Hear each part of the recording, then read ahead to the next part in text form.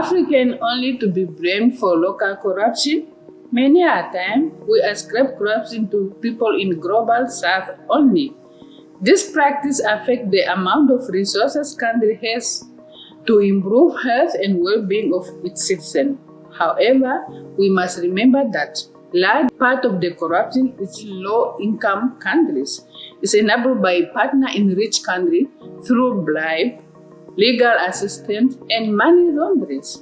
The amount and impact of local corruption in African countries pale by comparison to the legal theft by the world in the global north.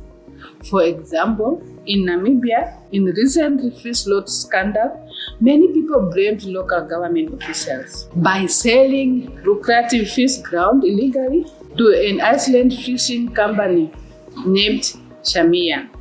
However, the corruption was enabled by Jammie, and this company was able to use the channel to pay mail sum to local officials and avoid $650 million tax owned by Namibian government. This is a typical example of how Western countries enable corruption. If these resources were not lost, they could contribute significantly for healthcare and for education, water sanitation, and other conditions that are important for good health.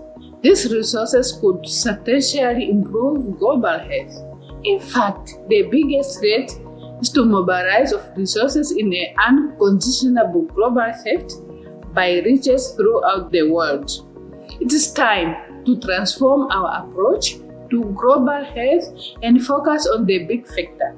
It is quite possible to modify policies and practices that will reduce global theft and give space and resources for people of the global south to address and solve their own health problems.